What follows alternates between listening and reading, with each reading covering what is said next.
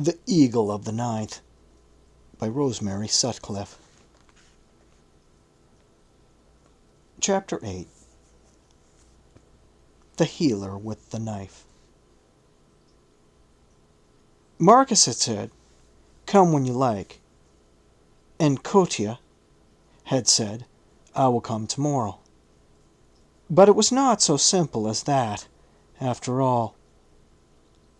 Keizo would have made no particular difficulty, for he was an easy-going and kindly man, very eager to stand well with his Roman fellow magistrate.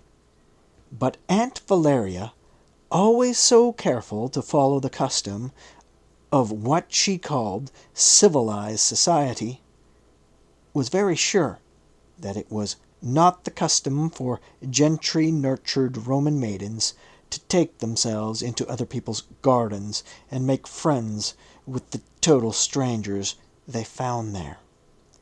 It was not as though Aquila had ever shown himself in the least friendly.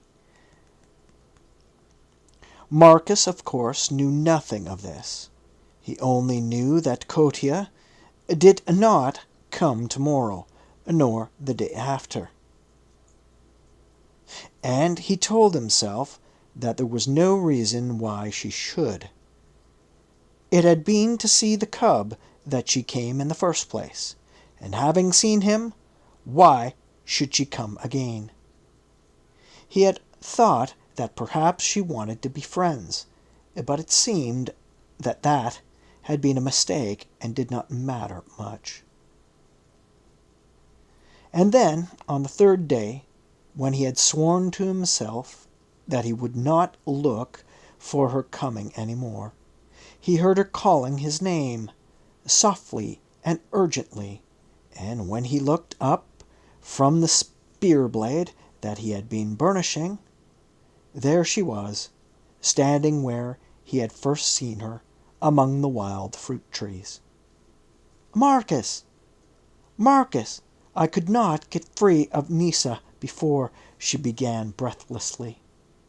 "They say that I must not come again." Marcus laid down the spear and demanded, "Why?" She glanced quickly over her shoulder into her own garden. "Aunt Valeria says it is not seemly for a Roman maiden to do as I have done. But I am not a Roman maiden, and, oh, Marcus, you must make her let me come. You must." She was hovering on the edge of flight, even while she spoke, and clearly it was no time for needless talk or long explanations. "She shall let you come," Marcus said quickly, "but it may take time. Now go before they catch you." He made her a swift, half-laughing obeisance, palm to forehead, and she turned and dropped out of sight. Marcus returned to his burnishing. The whole incident had come and gone as quickly as the flight of a bird across the garden, but behind it he was suddenly happier than he had been for 3 days. That evening, after talking it over with Eska, he laid the whole problem before Uncle Aquila. "And what," inquired Uncle Aquila, when he had finished, "do you suggest that I should do about it?" "If you could make a few neighborly remarks to the Lady Valeria the next time you cross her path, I think it would help." "But Jupiter! I scarce know the woman, save to bow to her as Keizo's wife." Which is exactly why a few neighborly remarks seem indicated. "And what if she becomes neighborly in return?" demanded Uncle Aquila, in blighting tones. "She cannot invade you here in your stronghold, at all events, since there are no womenfolk to receive her," Marcus pointed out, quite unblighted. "There is truth in that, admittedly. Why do you want the cheat to come? Oh, because she and cub understand each other, and so I am to be thrown to the lions in order that cub may have his playmate?" Marcus laughed.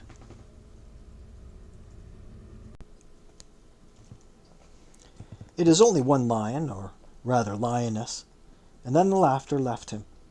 "Uncle Aquila, we do need your help.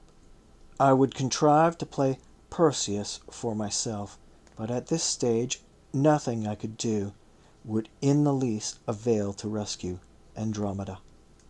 It is a job for the head of the household."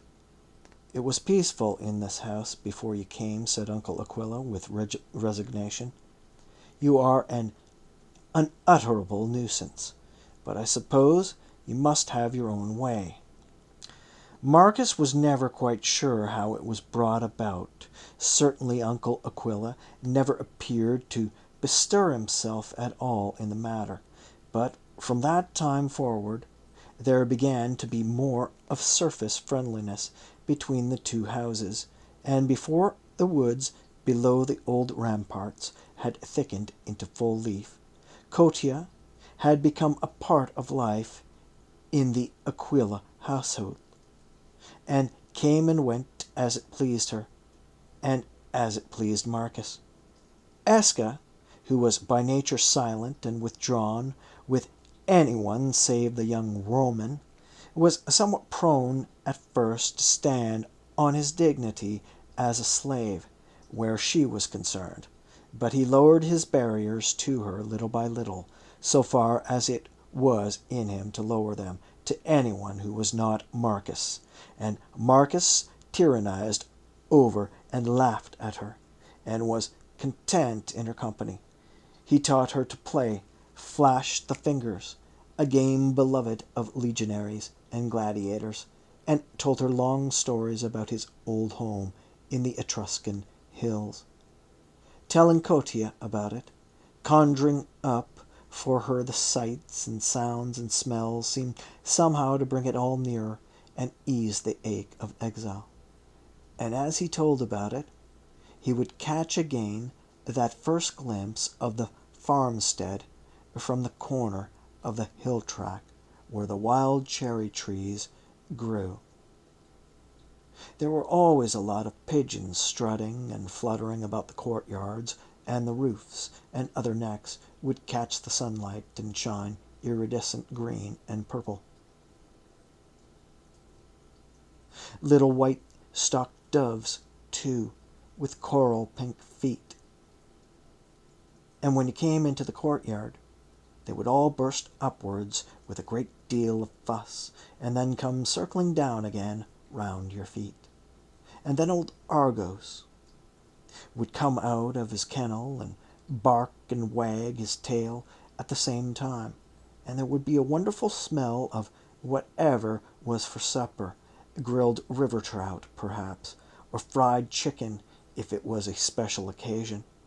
And when I came home in the evening, after being out all day, my mother would come to the door when she heard Argos barking. Cotia never tired of hearing about the farm in the Etruscan hills, and Marcus, homesick as he was, never tired of telling her. One day he even showed her his olive-wood bird. But towards the summer's end he began to have more and more trouble with the old wound. He had grown so used to the dull ache of it that often he could forget about it altogether, and now there was a jangling sharpness in the old ache that could not be forgotten, and sometimes the scars were hot to touch and reddened and angry to the sight. Matters came to a head on a hot August evening when Marcus and his uncle had just played out their usual game of draughts. It had been a blazing day, and even out here in the courtyard there seemed no air.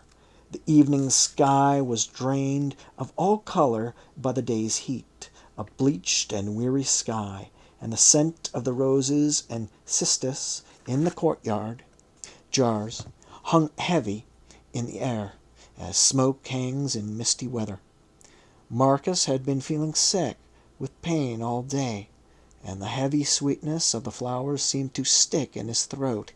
He had played a thoroughly bad game, and he knew it. He could not lie still.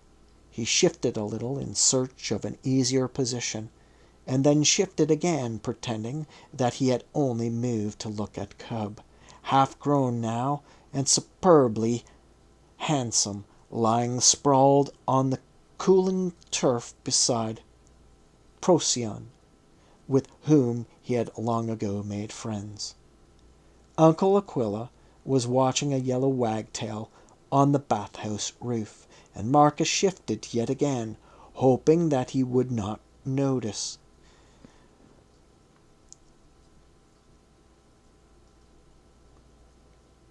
"Wound troublesome tonight?" inquired Uncle Aquila, his eye still following the yellow wagtail as it scuttered after flies on the warm tiles. Marcus said, "No, sir." "Why?" "Oh, I merely wondered." "You are quite sure?" "Perfectly."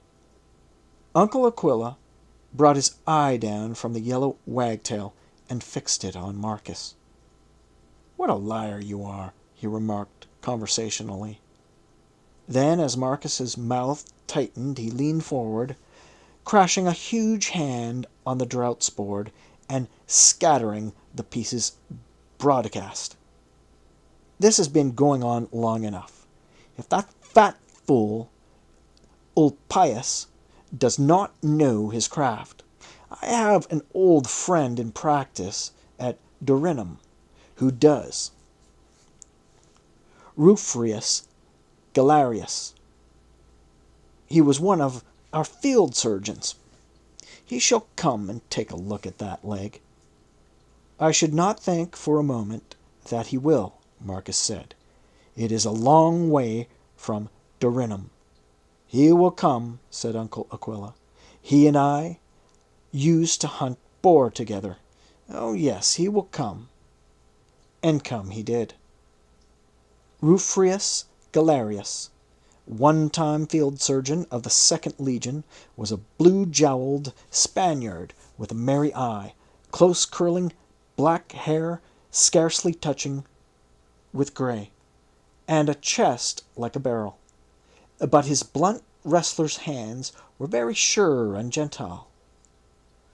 Marcus found, a few evenings later, when he lay on his narrow cot while his uncle's friend examined the old wounds. It seems a long time before he had finished, and when he had, he replaced the rug, straightened his back, and strode, swearing up and down, the little cell. "Who, in the name of Typhon, searched this wound?" he demanded at last, swinging round on him. "The camp surgeon at Isca Duminorium," Marcus said.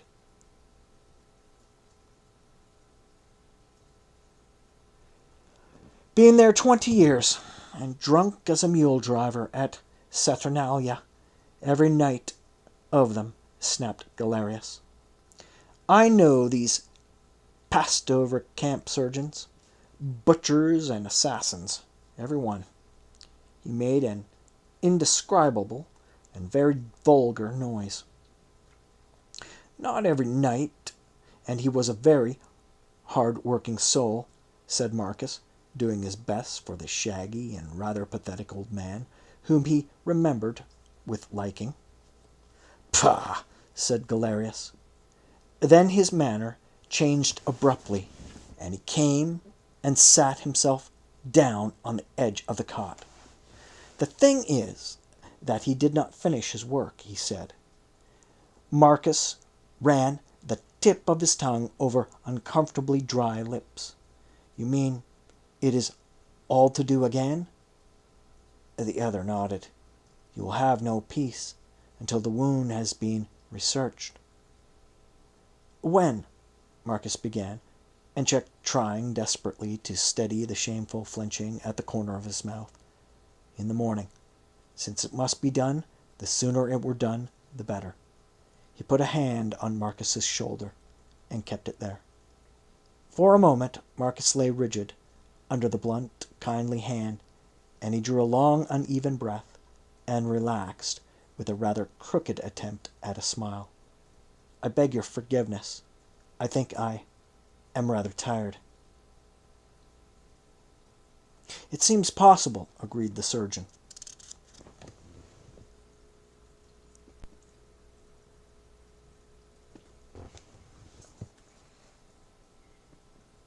Personal footnote. And as a reminder, Dum noniorum, spelt D-U-M-N-O-N-I-O-R-U-M.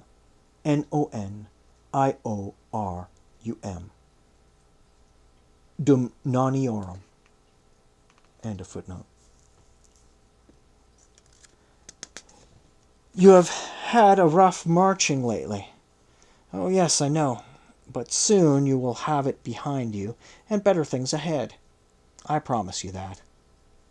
For a while he sat there, talking of matters that were a long way from tomorrow morning, drifting from the flavor of native oysters to the iniquities of provincial tax-gatherers, yarning about the early days on the Silurian frontier, and long ago boar hunts with Uncle Aquila.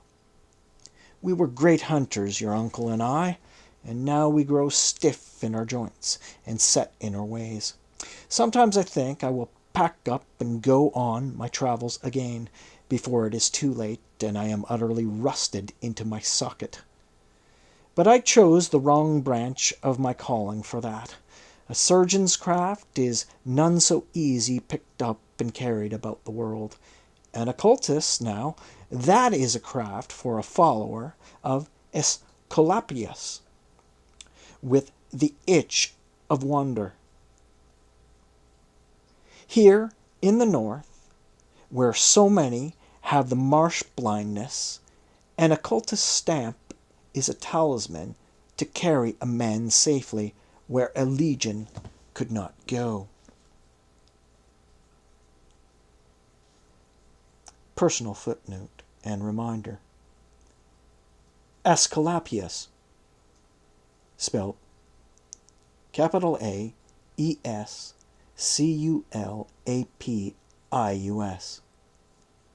Aesculapius. Probably derivative of the Greek Asclepius? Is that right? Leave in the comments if you know. And a footnote. And he launched out into an account of the adventures of an acquaintance who had crossed the Western Ocean and plied his trade through the wilds of Hibernia a few years before, while Marcus listened with about half his attention, little guessing that the time was to come when that story would be tremendously important to him. Presently Galerius got up, stretching until the little muscles cracked behind his bull shoulders. "Now I go to talk hunting with Aquila until bedtime. Do you lie still and sleep as well as may be, and I shall be back early in the morning." And with a brusque nod, he turned and strode out into the colonnade. With him, most of Marcus's hard-held courage seemed to go too. He was horrified to find that he was shivering at the smell of pain, as a horse shivers at the smell of fire. Lying with his forearm pressed against his eyes, he lashed himself with his own contempt, but found no help in it. He felt cold in his stomach, and very alone. There came a sudden pattering across the floor, and a cold muzzle was thrust against his shoulder. He opened his eyes to see Cub's grinning head within a few inches of his own. "Thanks, Cub," he said, and shifted a little to catch the great head between his hands as Cub put his forepaws on the cot and blew lovingly in his face. It was near to sunset, and the light of the westering sun was flooding into the cell, splashing like quivering golden water on walls and ceiling. Marcus had not seen it come, and it seemed to break singing on his sight as a fanfare of trumpets breaks upon the ear, the light of Mithras springing out of the dark. Eska, who had come hard behind Cub, appeared in the doorway, sending a great thrust of shadow up the sunlit wall as he came to Marcus's side. "I have spoken with Rufrius Galerius," he said. "I have spoken with Rufrius Galerius," he said. "I have spoken with Rufrius Galerius," he said. Marcus nodded. "He will need your help in the morning. You will do that for me?" "I am the centurion's body slave." "Who but I should do it?" Eska said, and bent to disentangle the blanket. As he did so, sounds of a scuffle arose somewhere in the courtyard. Stefano's old bleating voice was raised in protest, and then a girl's, high, clear, and hard, "Let me pass! If you do not let me pass, I'll bite!" The scuffle seemed to be resumed, and an instant later a howl of anguish from Stephanos told all too clearly that the threat had been carried out. As Marcus and Eska exchanged questioning glances, flying feet came along the colonnade, and Kotia burst into the doorway, a burnished warlike figure, with a setting sun making a nimbus around her. Marcus raised himself on one elbow. "You little vixen! What have you done to Stephanos?" "I bit his hand," said Kotia, in the same clear, hard voice. "He tried to keep me out." The scuff-scuff of hurrying sandals sounded behind her while she spoke, and Marcus said urgently, "Eska, in the name of light, go and keep him out of here." He felt suddenly that he could not deal with the righteously indignant Stephanos at this moment. Then, as Eska strode out to do his bidding, he turned to Kotia. "And what is it that you suppose you are doing here, my lady?" She came close, thrusting in beside Cub, and stood looking down at him accusingly. "Why did you not tell me?" she demanded. "Tell you what?" But he knew what. "About the healer with the knife. I saw him come in a mule carriage through the storeroom window, and Nisa told me why he came." "Nisa talks too much," Marcus said. "I did not mean that you should know until it was all over and done with." "You had no right not to tell me," she said stormily. "It was mine to know." And then, in an anxious rush, "What will he do to you?" Marcus hesitated an instant. But if he did not tell her, the unspeakable Nisa undoubtedly would. "I am to have the wound cleaned up. That is all." Her face seemed to grow narrower and more sharply, pointed while he looked at it. "When?" she asked. "In the morning, very early." "Send Eska to tell me when it is over." "It will be very early," Marcus said firmly. "You will scarcely be awake by then." "I shall be awake," Kotia said. "I shall be waiting at the bottom of the garden. And I shall wait there until Eska comes. Whoever tries to take me away, I can bite others besides Stephanos, and if anyone tries to take me away, I will, and then I shall be bitten." "You would not like to know what I had been beaten. You would not like to know that I had been beaten, because you would not send Eska, would you, Marcus?"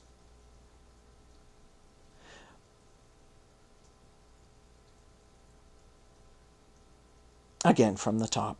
"I shall be awake," Kotia said. "I shall be waiting at the bottom of the garden, and I shall wait there until Aska comes, whoever tries to take me away. I can bite others besides Stephanos, and if anyone tries to take me away, I will, and then I shall be beaten. You would not like to know that I had been beaten because you would not send Aska, would you, Marcus?" Marcus recognized defeat. "Aska shall come and tell you." There was a long pause. Kotia stood very still, looking down at him.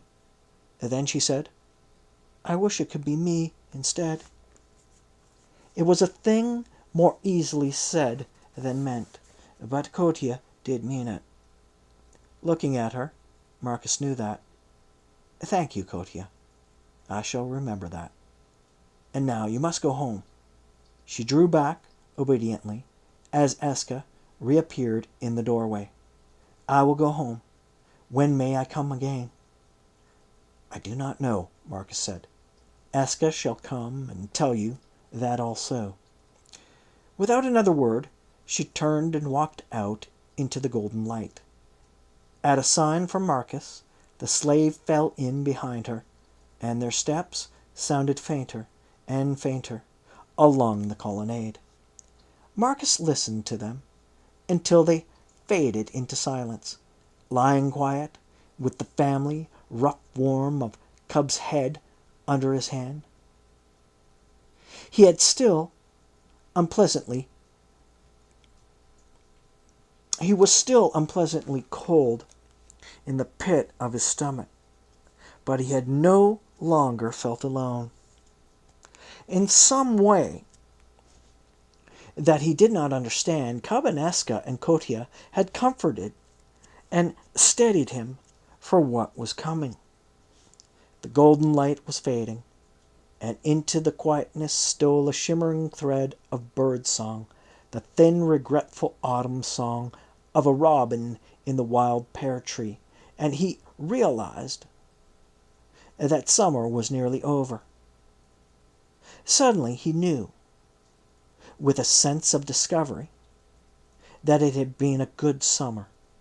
He had been homesick, yes, dreaming night after night of his own hills, and waking with a sore heart, but none the less it had been a good summer. There had been the day that Cub discovered how to bark. Marcus had been almost as surprised as Cub. "But wolves never bark," he said to Aska, and Aska had said, "Rear a wolf with the dog pack, and he will do as the dog pack does in all things." And Cub, proud of his new accomplishment, had filled the garden with his shrill puppy clamor for days. Over small sharp-edged memories sprang to meet him, twists of hot pastry brought out by Sastika and eaten by the four of them as a feast, the hunting bow which he and Aska had built between them, Kotia holding his olive wood bird in her cupped hands. A kind summer, a kingfisher summer, and suddenly he was grateful for it. He slept that night quietly and lightly, as a hunter sleeps, and woke to the call of distant trumpets, sounding cock-crow from the transit camp. It was so early that the gossamer still lay thick and dew-grey over the courtyard grass, and the smell of the day spring was cold and fresh in the air when Rufus Galerius returned. But Marcus had been waiting for his coming for what seemed a long time. He returned the surgeon's greeting and explained, "My slave is gone to shut up the wolf cub. He should be back at any moment." Galerius nodded. "I have seen him. He is also fetching sundry things that we shall need," he said, and opening the bronze case that he had brought with him, He began to set out the tools of his trade on the chest top. Before he had finished, Eska was back carrying hot water and new linen, and a flask of native barley spirit, which Galerius considered better than wine, though fiercer for cleansing a wound. "There will be more hot water when you need it," he said, setting the things down on the chest top beside the instrument case, and came to stand over Marcus a little as Cub might have done. Galerius finished his preparations and turned. "Now, if you are ready." "Quite ready," Marcus said, tossing off the blanket, and shut his teeth for what was coming. A long while later he drifted out of the darkness that had come roaring up over him before the work was finished, to find himself lying under warm rugs, with Rufus Galerius standing beside him with a square hand set over his heart, as old Aeolus had stood in that other waking just a year ago. For one confused moment he thought that it was still that other waking, and he had dreamed in a circle. And then, as his sight and hearing cleared somewhat, he saw Eska standing just behind the surgeon, and a huge shadow in the doorway that could only be Uncle Aquila, and heard the despairing howls of Cub shut in the storeroom, and come back to the present like a swimmer breaking surface. The ache of the old wound was changed to a jangling throb that seemed to beat through his whole body with a sickening sense of shock, and involuntarily he gave a little moan. The surgeon nodded. "Aye, it strikes sharp at first," he agreed, "but it will ease presently." Marcus looked up rather hazily into the blue-jowled Spaniard's face. "Have you done?" he mumbled. "I have done." Galerius drew up the blanket. There was blood on his hand. "In a few months' time you will be a sound man again. Lie still and rest now, and this evening I will come back." He gave Marcus's shoulder a small, brisk pat, and turned to gather up his instruments. "I leave him in your hands. You can give him the draught now," he said to Eska over his shoulder, as he went out. Marcus heard him speak to someone in the colonnade. "Enough splinters to quill a porcupine, but the muscles are less damaged than one might expect. The boy should do well enough now." Then he found Eska beside him, holding a cup. "Kotia and Cub," he stammered. "I will see to them soon, but first you must drink this." Eska dropped to one knee beside the cot, and Marcus found that he was lying with his head on the slave's shoulder, and the rim of the cup was cool against his mouth as he drank. He remembered the bitter taste from last year. Then, as the cup was withdrawn, he turned his head contentedly on Eska's arm. There was a pinched grayness in the other's face. He realized an odd wryness about his mouth, like the look of a man who wishes to be sick, but has nothing in his stomach to be sick with. "Was it as bad as that?" he asked with a weak attempt at laughter. Eska grinned. "Go to sleep."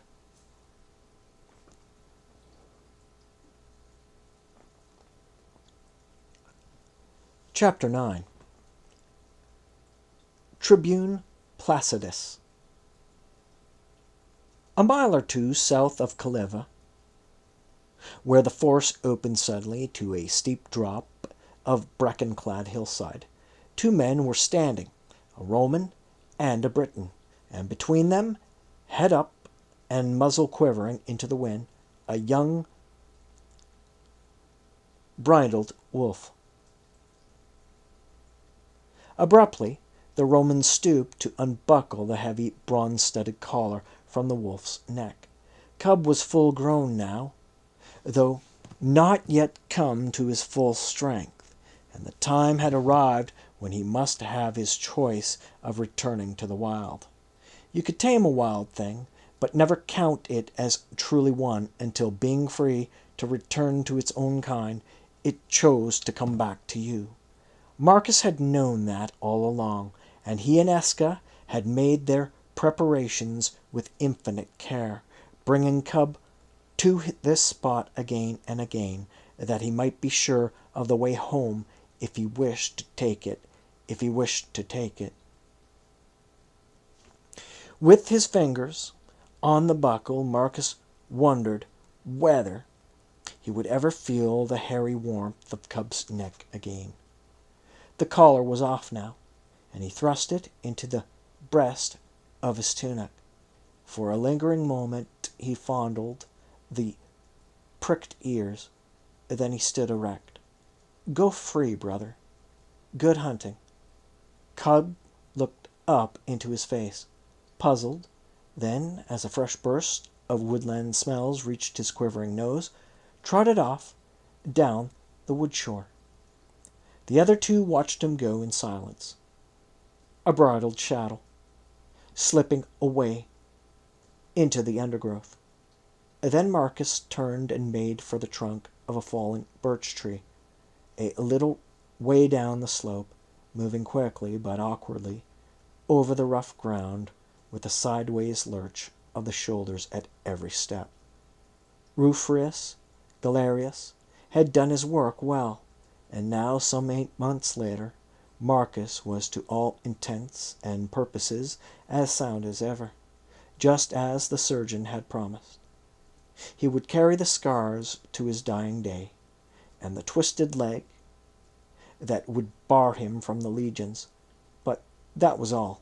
Indeed, after a winter spent with Eska's help in training as though for the arena, he was now as hard as a gladiator.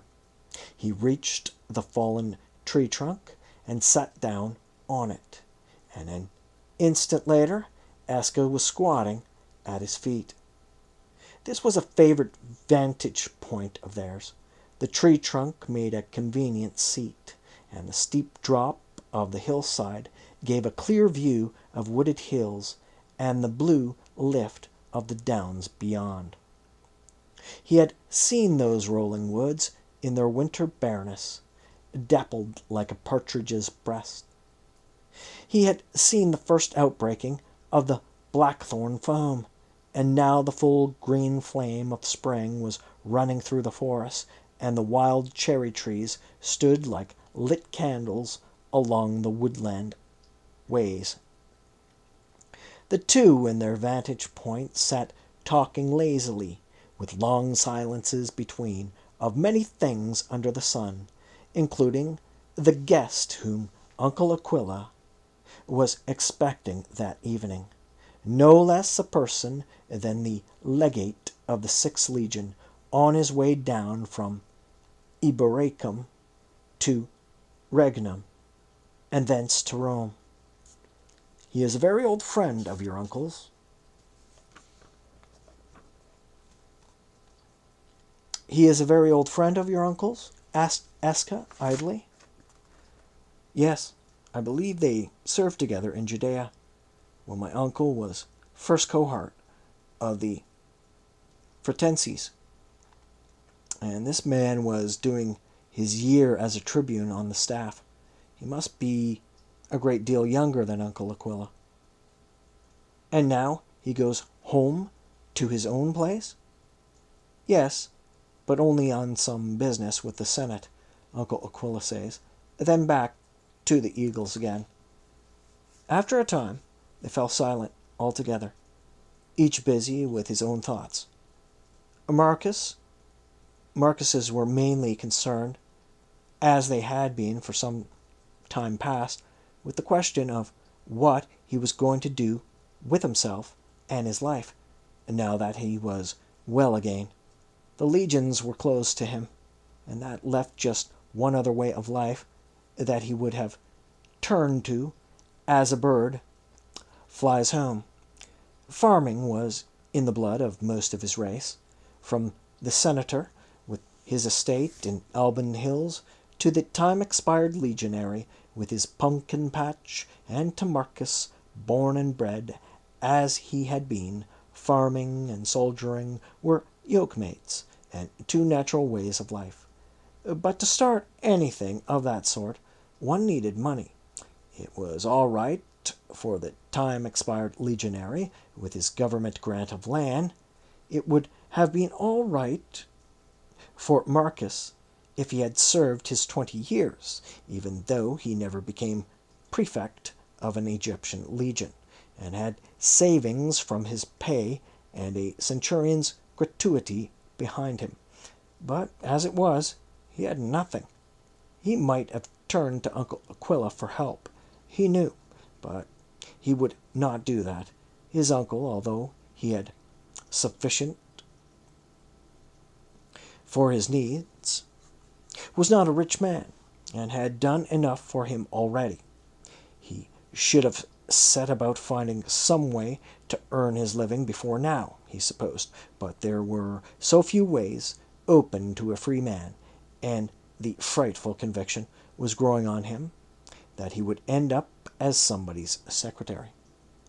There were people who preferred a free secretary to a slave here, or even at home in Etruria.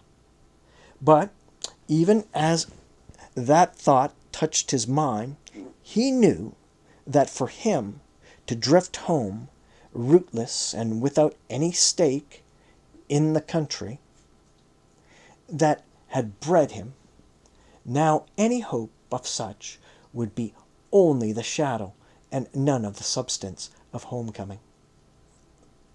He would have carried his exile with him into his own hills and spoiled them, and that was all. No, he must look for his secretaryship here in Britain.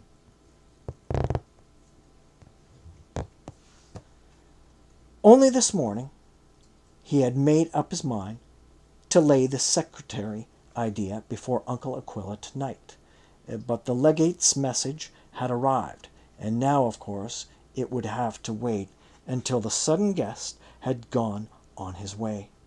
And part of him, a part of which he was rather ashamed, caught at the delay as a breathing space, one day's grace in which something might happen, though what was likely to happen he would have been hard put to it to say. In their silence, the wild had drawn close into the two in the vantage point. Presently, a red glint slipping through the uncurling bracken and young foxgloves at the lower end of the clearing told them where a vixen passed. She paused an instant in full view, her pointed muzzle raised, the sun shining with almost metallic lustre on her coat. Then she turned in among the trees, and watching the russet glint of her flicker out of sight, Marcus found himself thinking of Kotia. The closer friendliness between her house and his had continued. He knew Caso quite well now, and even Valeria a little. Valeria, plumpish and prettyish and foolish, floating with pale-colored mist linen, clanking with bracelets, her hair closely curled as a ram's fleece. He was forever meeting her in her litter, as he came and went about Khaliva, to the baths or gymnasium or the Golden Vine, from whose stables he and Eska had lately hired ponies once or twice for a trip into the outback, and always he had to stop and talk. But of Kotia herself, he suddenly realized he had seen less and less as the months went by. With life opening to him again, he had less need of her, and she had drawn back little by little without a shadow of reproach. Yet he did not feel in the least guilty, and all at once, realizing how very easily Kotia could have made him feel guilty if she had chosen to. He felt a quick rush of warmth towards her. The odd thing was that now he came to think of it, he did need Kotia as much as ever. He often forgot her altogether with the surface of his mind, but he knew that if he were never to see her again, he would be very unhappy, perhaps as unhappy as he would if Cub never came back. And would Cub ever come back? Would the call of his own kind prove stronger than the tie that bound him to his master? Either way, Marcus hoped that it would be quick and easy and final, and no tearing of the heart in two for Cub. He stirred and looked down at Eska. We have been roosting here long enough.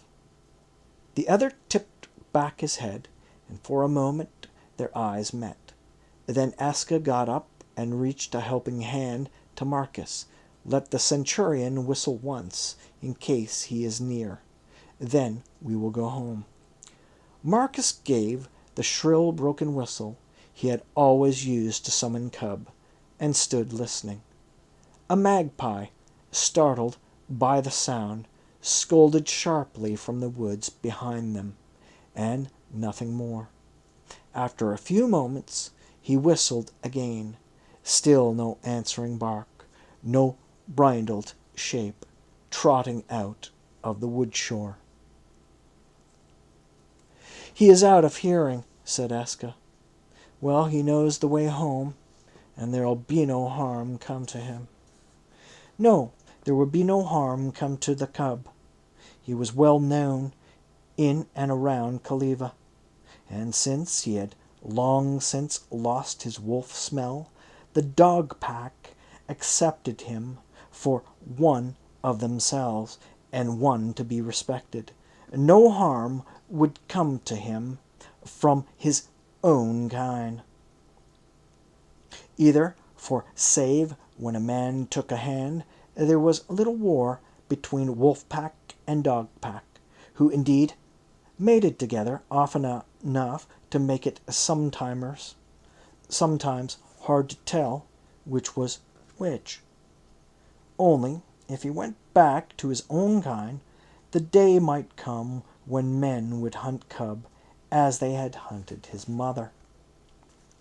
Marcus longed to look back once, as they turned in among the hazel scrub of the forest, in case even now Cub might be coming uphill at a canter.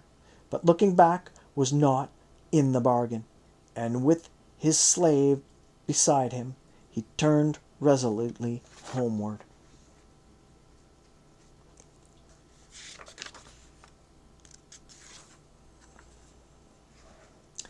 They came to the south gate of Khaliva, and passed through Eska, immediately following the usual 3 paces to the rear.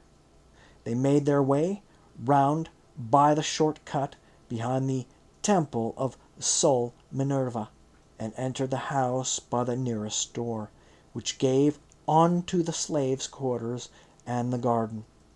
Cub, if he came at all, would likely come over the old earthworks at the foot of the garden, for he was used to that road, but Marcus had had word with the city gatekeepers in case he came the other way.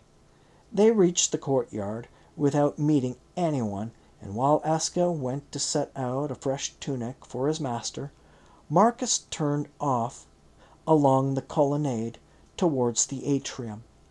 As he neared the doorway, a strange voice sounded behind it. The guest had arrived already, then. "You are sure?" said the voice, a harsh, clipped voice, but pleasant. It would be a simple matter to send him up to the transit camp. And Uncle Aquila's voice replied, "When I have not the space to lodge 2 guests at the same time, I will tell you. You are a fool, Claudius."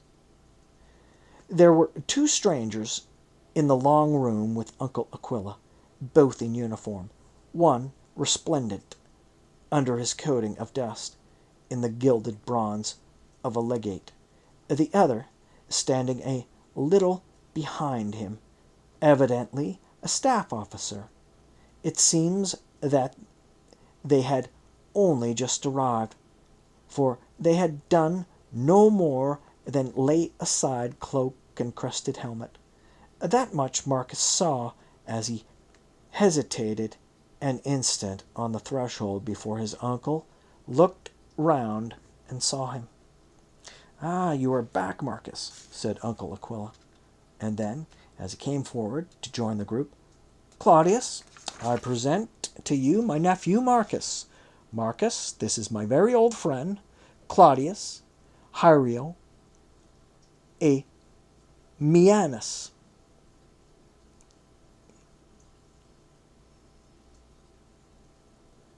Claudius Hieron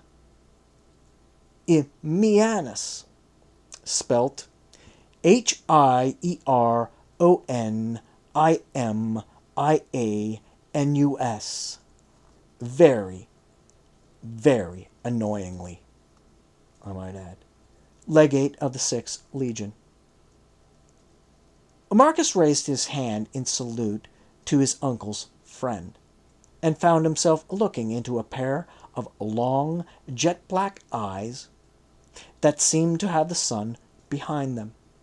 The legate was an Egyptian, and he judged of the old strain, for there was none of the Syrian softness in his face that he had seen so often in the faces of the men of the Nile. "I am very much honored to meet the legate of Victrix," he said. The legate's face crinkled into a smile that sent 1,000 fine lines deepening about his mouth and eyes. "And I am very glad to meet a kinsman of my ancient friend. All the more so because until today he might have been hatched out of a turtle's egg in the sand for all the kitchen kin that he had to my knowledge." He indicated his companion. "I make known to you Tribune Servius Placidus of my staff." Marcus turned to the young officer, and instantly became painfully conscious of his twisted leg. Once or twice before he had met people who made him feel like that, and he did not find that it endeared them to him. The two greeted each other as custom demanded, but without warmth. The staff officer was about Marcus's own age, an extremely beautiful young man, with the graceful carriage, the oval face, the clustering hair that suggested Athenian ancestry, smooth as a girl, Marcus thought, with quick dislike, and the phrase seemed vaguely familiar. So did the name, Placidus, for that matter. But it was a common enough name, and anyhow, this was no time to be trailing marsh-light memories. Marcus supposed that until the guest went to wash off the dust of the journey, it was for him to hold the tribune in conversation, leaving Uncle Aquila free to talk to his old friend. Marsupor had brought in wine for the travelers, and when it had been poured, the two young men turned from their elders and drifted over to the sunlit window.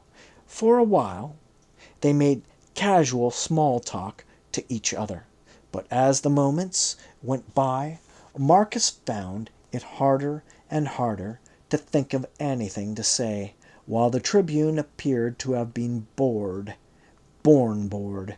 At last Marcus, at his wit's end for another word, asked, "You return to Rome with the legate, or only as far as Regnum?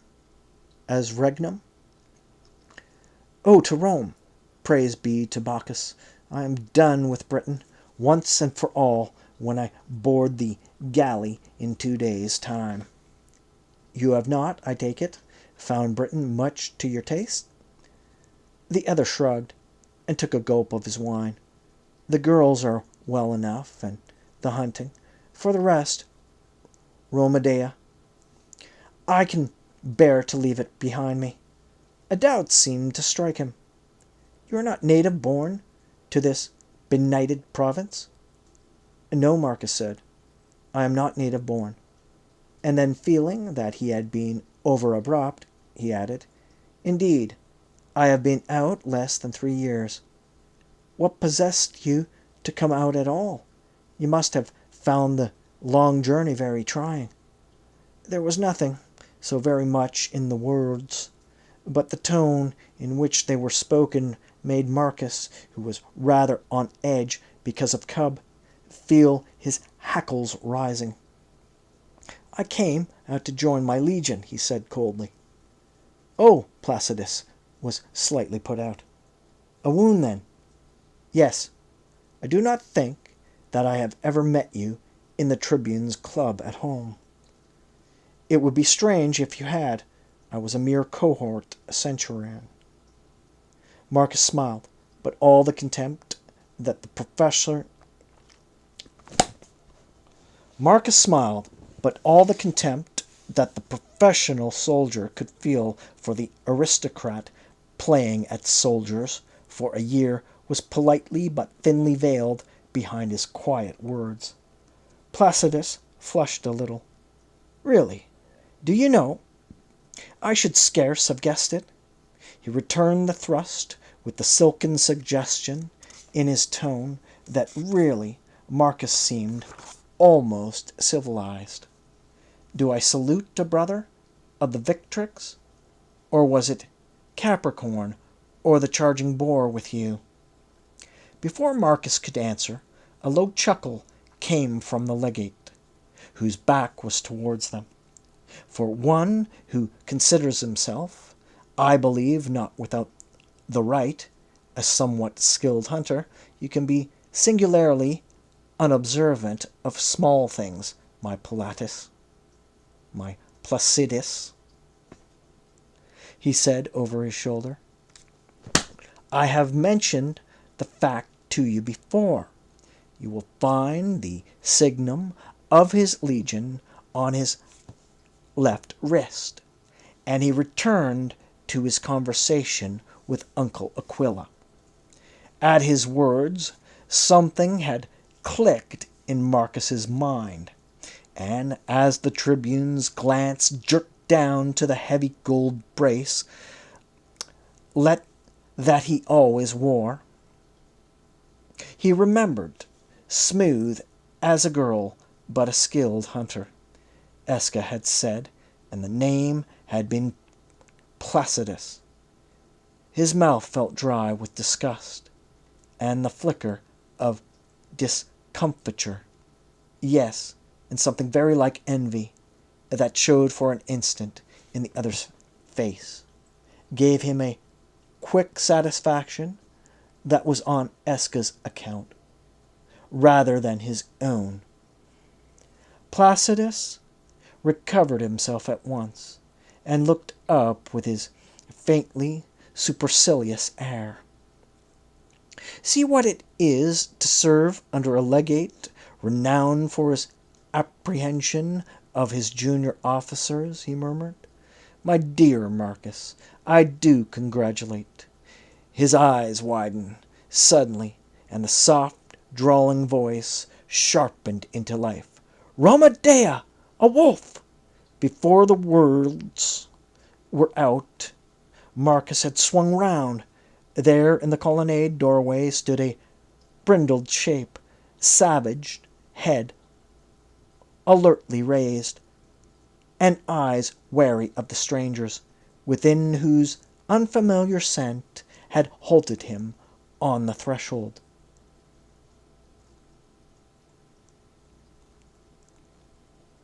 Cub! Marcus called. Cub! And crouching down, as with a joyful bark, the brindled shape hurled itself upon him, fawning against his breath, and singing as a croc sings on the boil. Personal note. Using the word brindled a bit too much? spelled Brindled. Okay? Enough? Enough? What is that? 5 times? 6 times? No? The brindled shape hurled itself upon him, fawning against his breast, and singing as a croc sings on the boil. Cub's flanks were heaving with the speed that he had made to find his master, and he was Cub's flanks were heaving with the speed that he had made to find his master, and he was frantically apologetic for having somehow lost him. And Marcus caught the great head in his hands, rubbing his thumbs into the hollows behind the pricked ears. "So you have come back, brother," he said. "You have come back, cub." "It is a wolf. It really is a wolf. And the brute behaving like a puppy," said Placidus, in tones of disgusted unbelief above him. "It seems that we are witnesses to a reunion. Surely we have come in a happy hour," said the legate. Marcus freed himself from Cub's embraces and got to his feet. "A reunion, yes, you could call it so," he said. Then Cub did a thing that he had never done before. He thrust his lowered head between Marcus's knees, as a dog will sometimes do with someone he perfectly trusts, and stood there contentedly in the one position in which he was utterly defenseless and at his master's mercy. And while he stood like that, with slowly swinging tail, Marcus brought out the bronze-studded collar from the breast of his tunic, and bent to put it round his neck again. "How long have you had him?" Placidus asked, watching with a gleam of interest as his collar safely buckled on again. The young wolf shook himself violently, and sat down with lolling tongue and eyes half closed, propped against his master's leg. "Since he was a very small cub, more than a year ago," Marcus said, fondling a twitching ear. "Then, if I'm not mistaken, I saw him taken from the lair after his dam was killed. The painted barbarian who fetched him out claimed to be slave to Marcus Aquila. I remember now." "You are not mistaken," Marcus said quietly. "The painted barbarian told me that story." Rather fortunately, Stephanos appeared at that moment, hovering in the doorway, and Uncle Aquila took the legate's empty wine cup from him. "You will be wishing to soak off the dust of the road," he said. "He may live at the world's end, but the bathwater could not be hotter in Rome itself. Your own slaves will be awaiting you in your quarters, no doubt." "That is so, Stephanos." "That is so, Stephanos? Good. I look forward to our next meeting at dinner."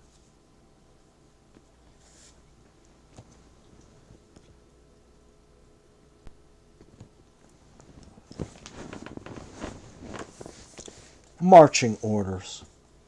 Chapter 10. Presently, having bathed and changed, the four came together again in the small dining recess, which opened from the atrium. This room was austere as the rest of the house, the lime-washed walls bare of ornament, save for the bronze-faced cavalry buckler with a pair of crossed javelins behind it, hanging opposite the entrance. The 3 couches about the table spread with beautifully dressed deerskins instead of the usual quiltings and embroideries, and ordinarily the meals which Marcus and his uncle ate there were as austere as the room.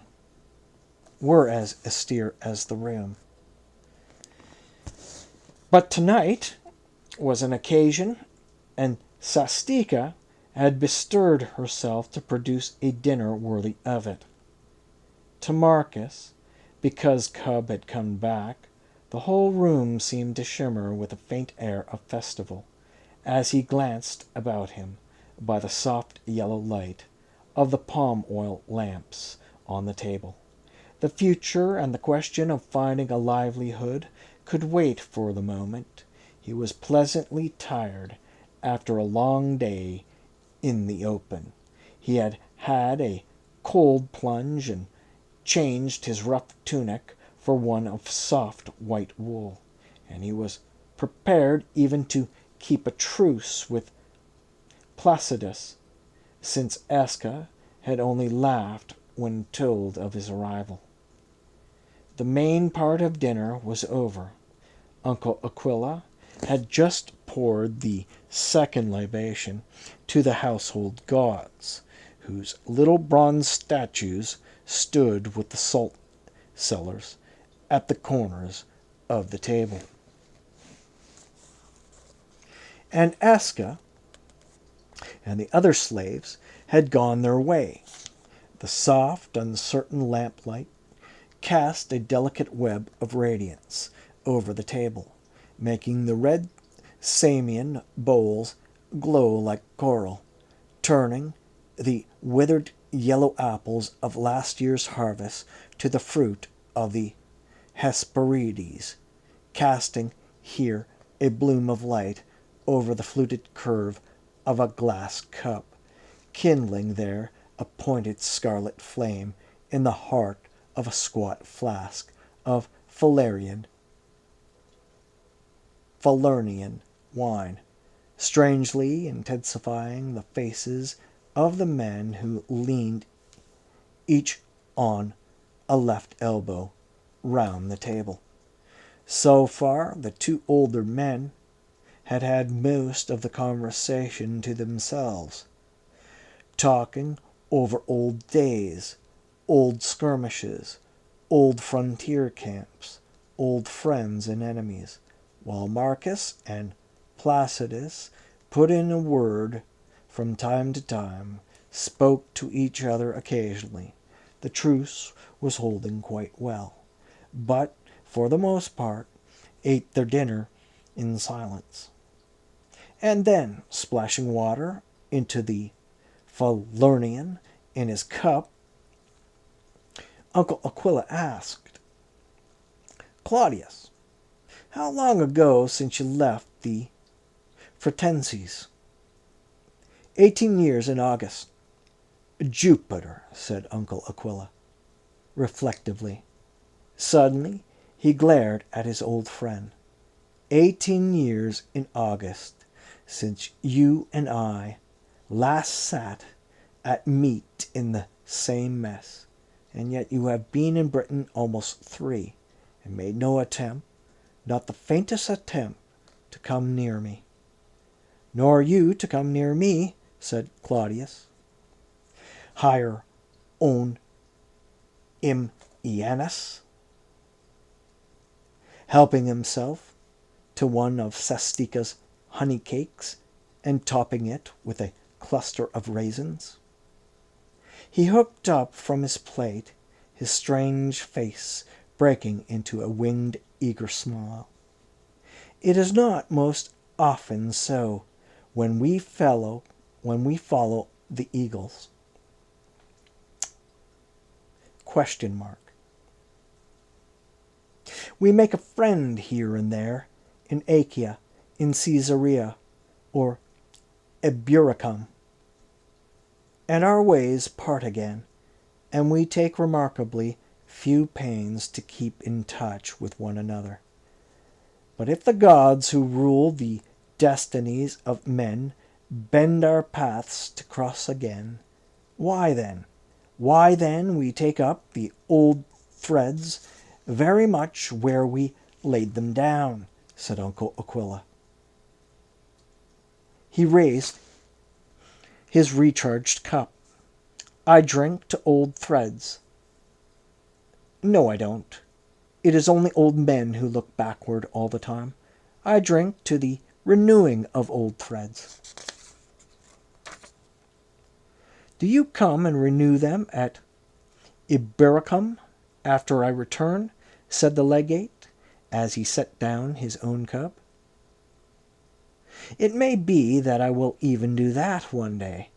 It is all of 25 years since I was last at Ibericum, and I should be interested to see the place again. Suddenly bethinking himself of his manners, Uncle Aquila turned to include the young tribune. I look a contingent of the second up there in one of the troubles. It was thus that I came to know the station a little.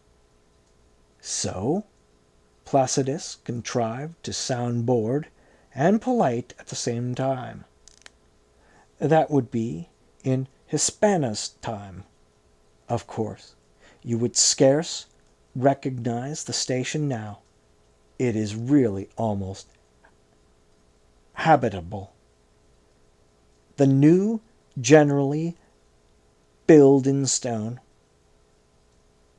where the old cleared the forest and built in wood, said Uncle Aquila. The legate was staring reflectively into the heart of his wine. Sometimes, at Ibericum, it seems to me that the foundations of the old building lie uneasy beneath the new, he said. Marcus turned on him quickly. You mean, sir? Ibericum is still, how shall I put it? Still more than a little ghost-ridden by the 9th Legion. Oh, I do not mean that their spirits have wandered back from the fields of Ra, but the place is haunted, none the less, by the altars to Spanish gods that they set up and worshipped at, by their names and numbers idly scratched on walls, by British women whom they loved and children with Spanish faces whom they fathered. All this lying, as it were, like a sediment under the new wine of another legion. Also they linger strongly, almost terrifyingly, in the minds of people. He made a small gesture with his open hand. It sounds little enough, but into words, and yet it can create an atmosphere which is unpleasantly strong. I am not an imaginative man, but I tell you, there have been times when the mist comes down from the high moors when I have more than half expected to see the lost legion come marching home. There was a long silence, and a little shiver ran through the room, like a little wind through long grass. Uncle Aquila's face was unreadable. Placidus's showed clearly his opinions of such vaporings. Then Marcus said, Have you any idea, any theory, as to what became of the Hispana, sir? The legate looked at him shrewdly. Their fate is some importance to you? Yes. My father was their first cohort, Uncle Aquila's brother. The legate turned his head. Aquila, I never knew that. Oh, yes, said Uncle Aquila. Did I never mention him to you? He never came much in my way. We were at opposite ends of the family, with 20 years between us. The legate nodded, and after seeming to consider a moment, gave his attention back to Marcus. There is, of course, the possibility that somewhere they were cut off and annihilated so completely that no survivors were left to carry back word of the disaster. Oh, but surely, sir, put in Placidus with a great show of deference, in a province the size of Valentia, even in the whole of Caledonia, upward of 4,000 men could not be destroyed without trace. It is not far more likely that, having had their fill of the eagles, they merely butchered such of their officers as would not join with them, and deserted to the tribes? Marcus said nothing. The tribune was his uncle's guest, but his mouth shut into a hand-hot line. "No, I do not think it particularly likely," said the legate, but Placidus had not yet finished planting his sting. "I stand corrected," he said silkily. "I was led to think it was the only possible explanation to the mystery by the extremely unsavory reputation the Hispano left behind them. But I am happy to find that I was at fault." "I am sure you are," said the legate, with a glint of humor. "But you do not find the ambush theory a very likely one, either, I think, sir?" Marcus helped himself carefully to a cluster of raisins, which he did not want. "I do not greatly care to believe that any legion of the empire could have fallen so low, could have become such rotten fruit, as the other explanation would prove them." The legate hesitated, and his face seemed to grow keener, no longer the face of a man enjoying a pleasant meal, Marcus thought, but that of a soldier. He began to speak again, abruptly. "There has been a rumor quite lately, along the wall, incidentally giving me cause to wish profoundly that the Senate had not chosen this moment to recall me, though I leave behind a camp commandant and a first cohort, both knowing more of the game than I shall ever do. A rumor which, if it were true, would suggest that the Hispana did indeed go down fighting. Only market talk, but in such there is often a core of truth.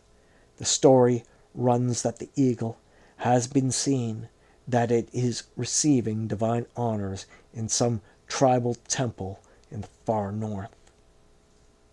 Uncle Aquila, who had been playing with his wine cup, set it down so sharply that a drop splashed over onto his hand.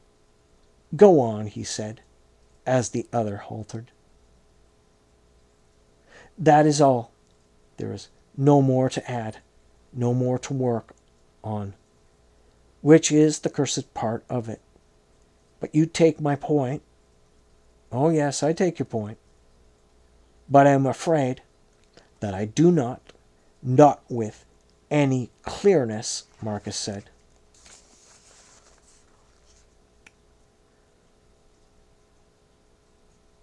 "But I am afraid that I do not with any clearness," Marcus said. "A legion which went rogue would probably hide its eagle, or hack it to pieces, or simply topple it into the nearest river. It would be most likely to have either the wish or the chance to set it up in the temple of some local godling. But an eagle taken in war is in a very different case. To the outland tribes, it must seem that they have captured the god of the legion, and so they carry it home in triumph, with many torches and perhaps the sacrifice of a black ram, and house it in the temple of their own god to make the young men strong in war and help the grain to ripen. You see now?" Marcus saw. "What do you intend doing about it, sir?" he asked after a moment. "Nothing. For all the evidence that I can gather, there may be no shred of truth in the story. But if there is still nothing that I can do about it. But, sir, it is the eagle, the Hispania's lost eagle, Marcus said, as though trying to drive an idea into the head of one half-witted. Eagle lost, honor lost, honor lost, all lost, the legate quoted. Oh, yes, I know. The regret in his voice sounded very final. More than that, sir. Marcus was leaning toward, almost stammering in his sudden desperate eagerness. If the eagle could be found and brought back, it might even mean the reforming of the legion. That also I know, said the legate. And I know a thing which interests me even more. If trouble were to break out again in the north, a Roman eagle in the hands of the painted people might well become a weapon against us, owing to the power it would undoubtedly have to fire the minds and hearts of the tribes. The fact remains that, on a mere wind-blown rumor, I can take no action. To send an expeditionary force would mean open war. A whole legion would scarcely win through, and there are but 3 in Britain. But where a legion could not get through, one man might, at least to find out the truth. I agree. If the right man came forward, it would have to be one who knew the northern tribes and would be accepted by them and allowed to pass. And it would have, I think, to be one who cared very deeply for the fate of the Hispania's eagle. Else he would not be madman enough to thrust his head into such a hornet's nest. He set down the cup that he had been turning between his fingers while he spoke. If I had had such a one among my young men, I would have given him his marching orders. The matter seems to me serious enough that...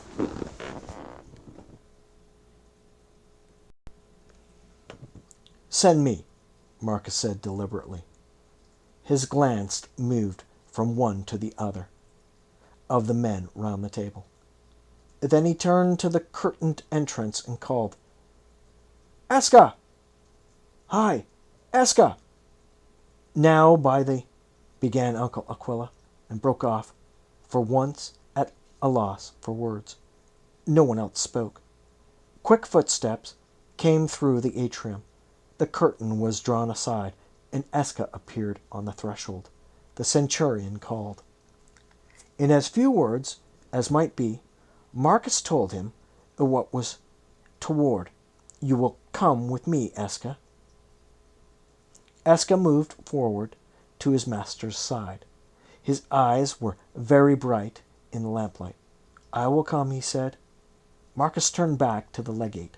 Eska was born and bred where the wall runs now, and the eagle was my father's. Between us we fulfill your conditions finally. Send us. The queer silence that had held the other men was shattered abruptly as Uncle Aquila banged an open hand on the table. This is lunacy, sheer, unmitigated lunacy. No, but it is not, Marcus protested urgently. I have a perfectly sane and workable plan. In the name of light, listen to me. Uncle Aquila drew breath for a blistering reply, but the legate put in quietly, Let the boy speak, Aquila. And he subsided with a snort. For a long moment, Marcus stared down at the raisins on his plate, trying to get the rough plan in his head into some sort of order, trying also to remember exactly what Rufus Galerius had told him that would help him now. Then he looked up and began to speak, eagerly, but with great care, and long pauses, rather as though he were feeling his way, as indeed he was.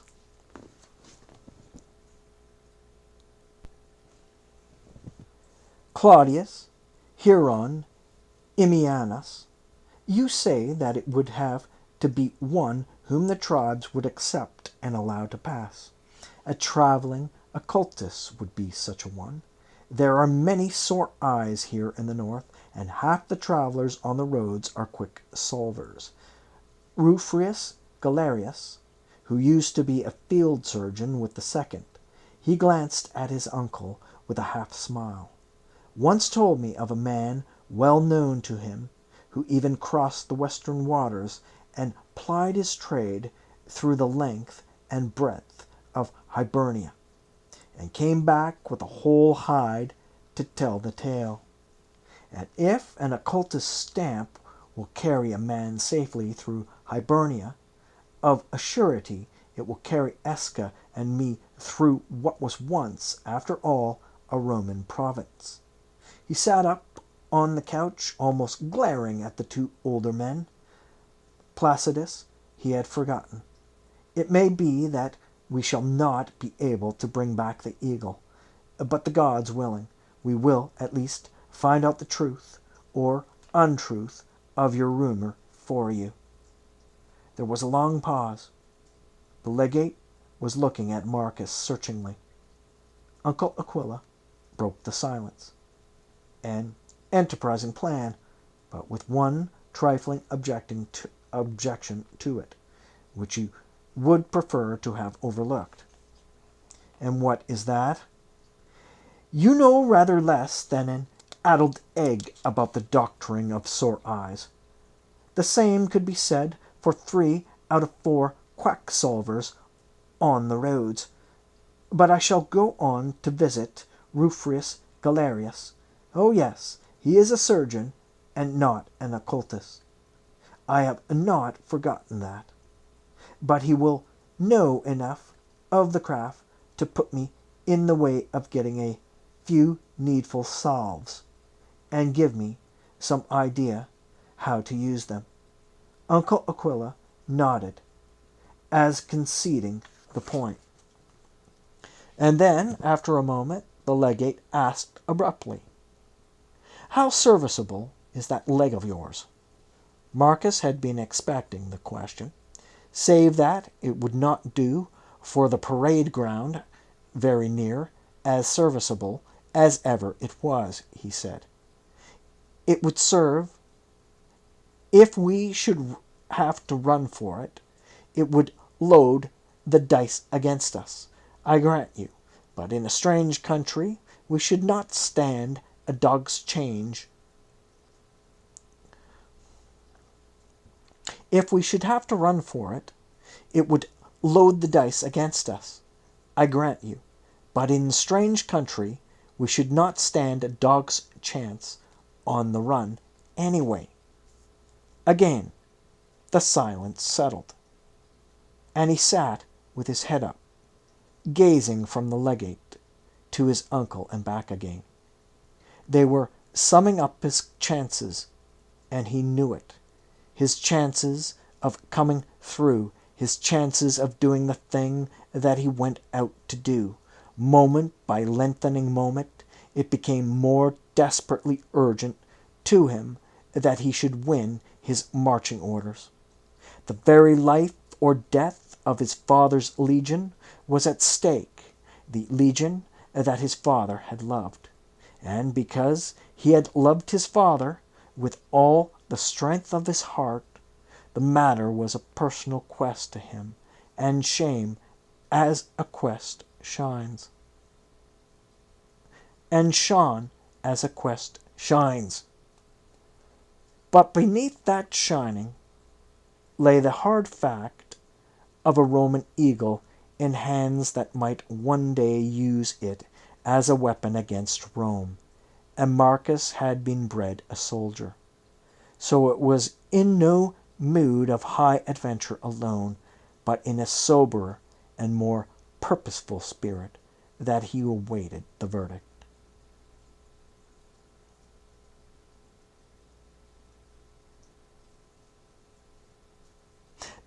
Again, the very life or death of his father's legion was at stake. the legion that his father had loved. And because he had loved his father with all the strength of his heart, the matter was a personal quest to him, and shone as a quest shines. But beneath that shining lay the hard fact of a Roman eagle in hands that might one day use it as a weapon against Rome. And Marcus had been bred a soldier, so it was in no mood of high adventure alone, but in a soberer and more purposeful spirit that he awaited the verdict.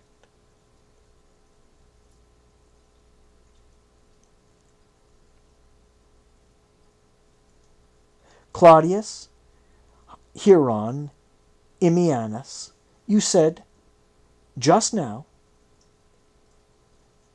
that had you had the right man among your young men, you would have sent him, he said at last, able to keep silent no longer. Do I get my marching orders? It was his uncle who answered first, speaking to the legate as much as to Marcus. The gods of my fathers forbid that I should hold back any kinsman of mine from breaking his neck in a clean cause, if he has a mind to.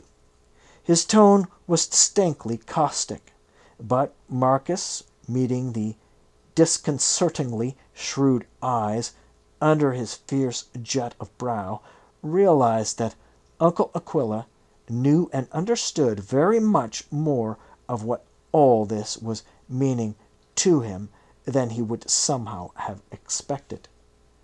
The legate said, "You understand the position. The province of Valentia, whatever it once was, however it may be again, is not worth an outworn sandal strap today.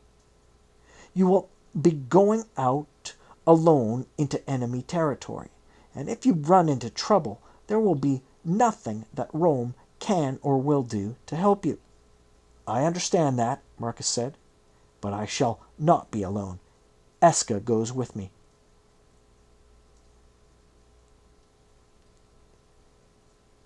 Claudius, Hieron, Imianus bent his head.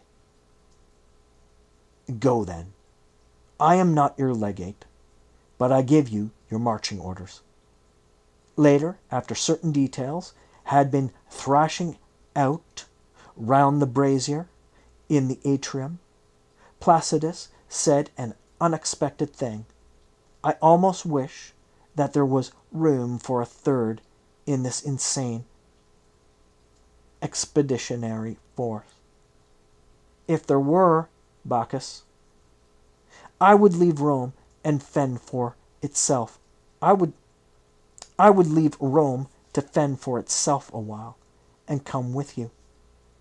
For a moment his face had lost its weary insolence, and as the two young men looked at each other in the lamplight, Marcus was nearer to liking him than he had been since they first met.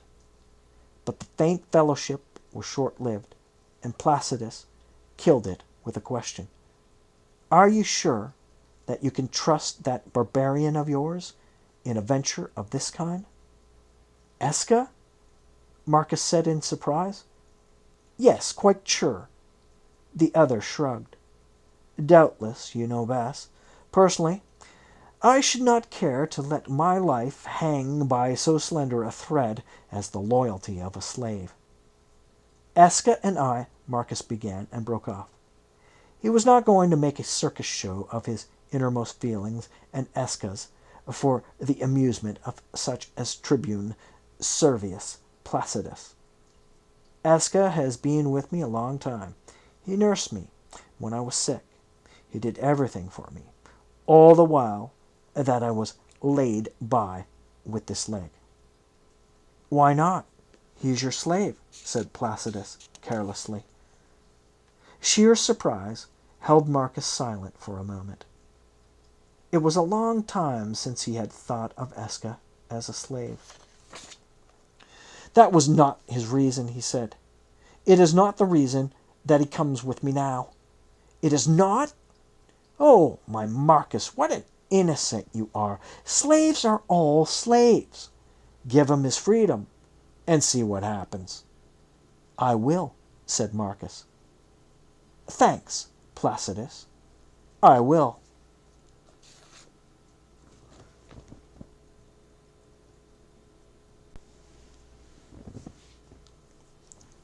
When Marcus, with Cub at his heels, entered his sleeping quarters that night, Aska, who was waiting for him as usual, laid down the belt whose clasp he had been burnishing, and asked, "When do we start?" Marcus closed the door and stood with his back against it. "Probably the morning, that is, for myself at least. The details can wait a while, but first you had best take this." And he held out a slim papyrus roll he had been carrying. Aska took it with a puzzled glance at his face, and unrolling it, he held it to the lamplight. And watching him, Marcus remembered suddenly and piercingly the moment that afternoon when he had taken off Cub's collar. Cub had come back to him. But Eska? Eska looked up from the papyrus and shook his head. "Capitals are one thing," he said, "but I can make nothing of this script. What is it?" "Your manumission, your freedom," Marcus said. "I made it out this evening, and Uncle Aquila and the legate witnessed it. Eska, I ought to have given it to you long ago. I have been a completely unthinking fool, and I am sorry." Eska looked down to the thing in his hands once more, and again back to Marcus, as though he was not sure that he understood. Then he let the roll spring back on itself, and said very slowly, "I am free? Free to go?" "Yes," Marcus said. "Free to go, Aska." There was a long, dragging silence. An owl cried somewhere afar off, with a note that seemed at once desolate and mocking. Cub looked from one to the other, and whined softly in his throat. Then Eska said, "Is it that you are sending me away?" "No. It is for you to go or stay as you wish." Eska smiled, the slow, grave smile that always seemed to come a little unwillingly to his face. "Then I stay," he said, and hesitated. It is perhaps not only I who think foolish thoughts because of the tribune Placidus. Perhaps. Marcus reached out and set both hands lightly on the other's shoulders. "Aska, I should never have asked you to come with me into this hazard when you were not free to refuse. It is like to prove a wild hunt, and whether or no we shall come back from it lies on the knees of the gods. No one should ask a slave to go with him on such a hunting trail, but he might ask a friend." He looked questioningly into Eska's face. Eska tossed the slender papyrus roll on to the cot, and set his own hands over Marcus's. "I have not served the centurion because I was his slave," he said, dropping unconsciously into the speech of his own people. "I have served Marcus, and it was not slave service. My stomach will be glad when we start on this hunting trail."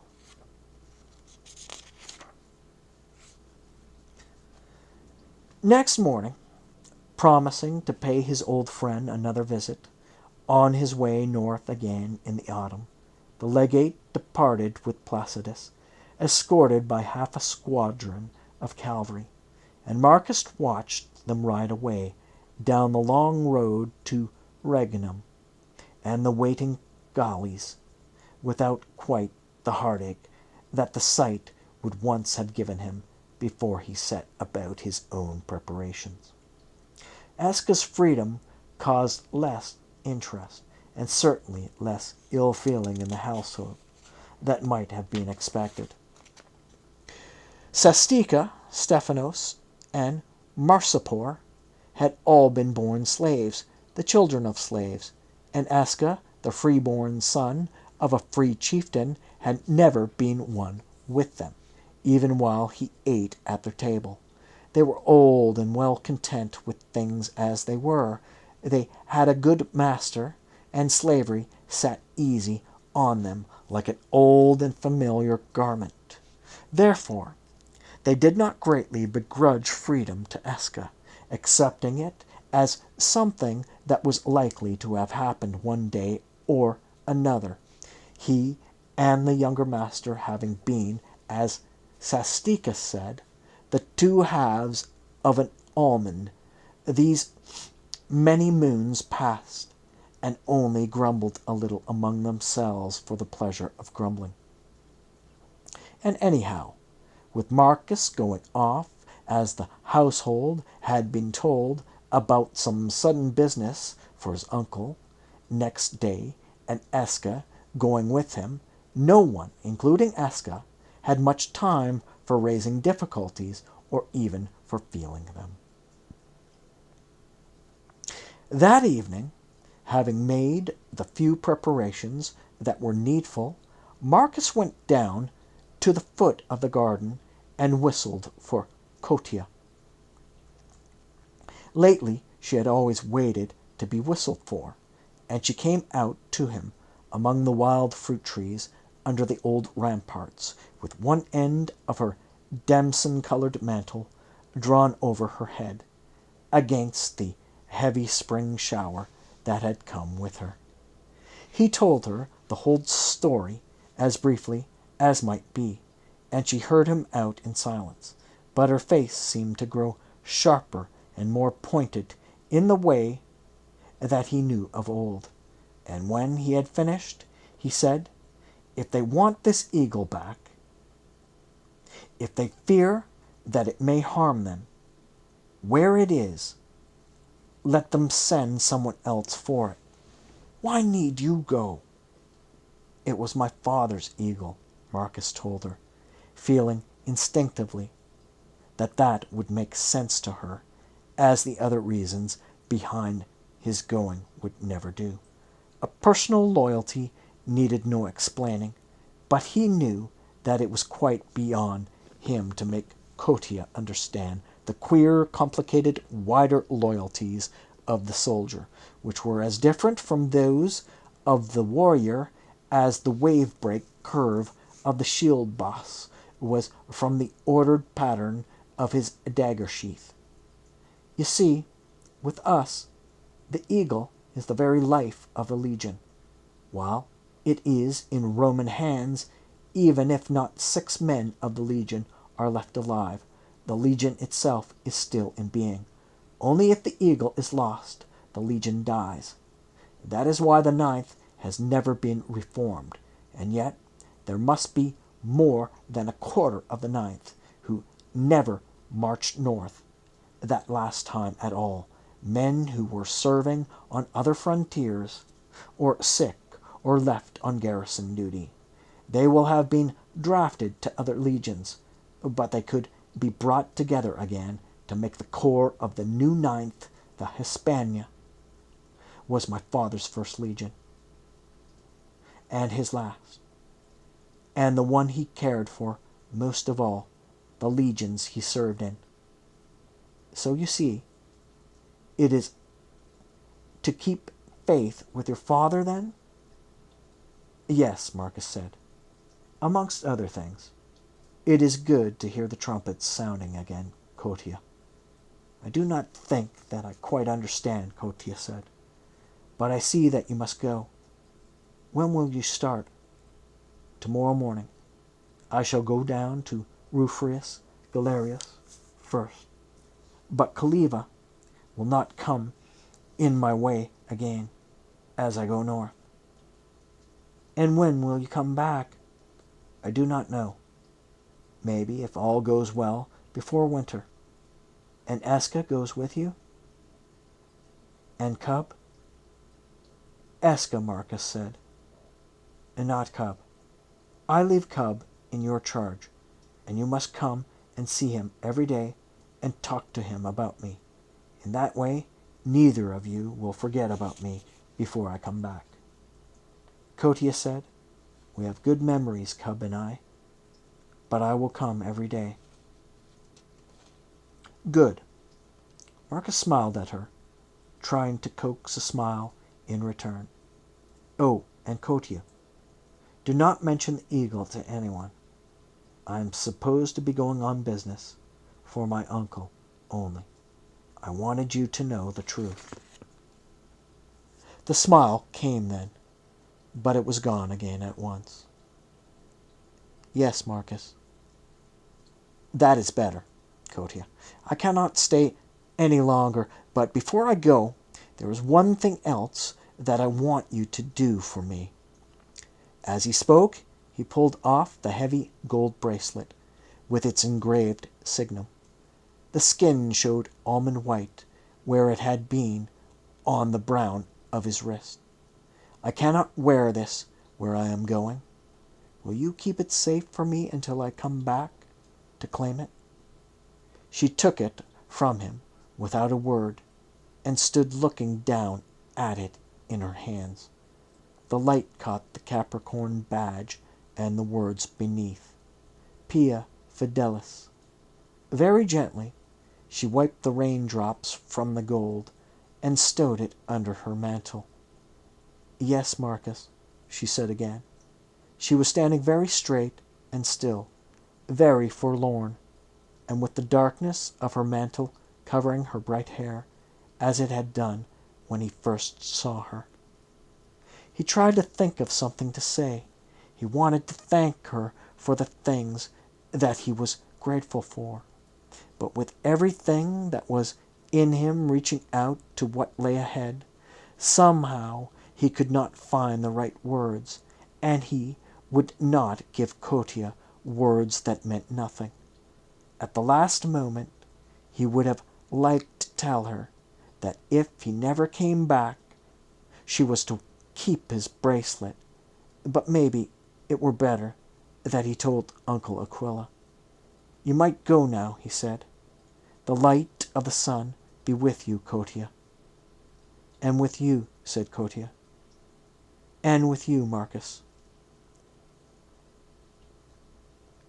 I shall be listening for you to come back, for you to come down here to the garden foot and whistle for me again when the leaves are falling. The next instant, she had put aside a dripping blackthorn spray and turned from him, and he watched her walking away without a backward glance through the sharp, thin rain.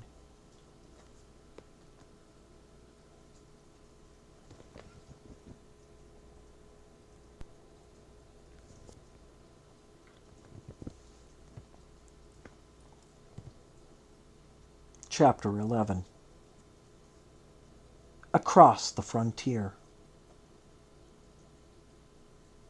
From Lugavalium in the west to Sagadanum in the east, the wall ran, leaping along with the jagged contours of the land, a great gash of stonework, still raw with newness.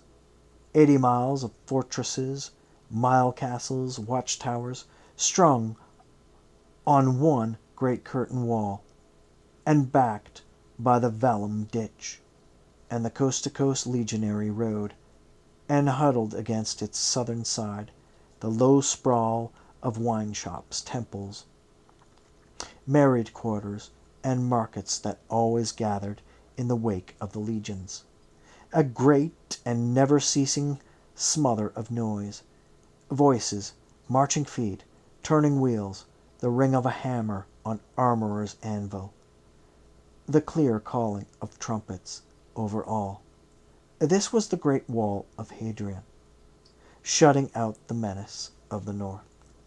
On a morning in early summer, two travelers, who had been lodging for some days in a dirty and dilapidated inn close under the walls of Chillernium, presented themselves at the Praetorian gate of the fortress, demanding to pass through to the north.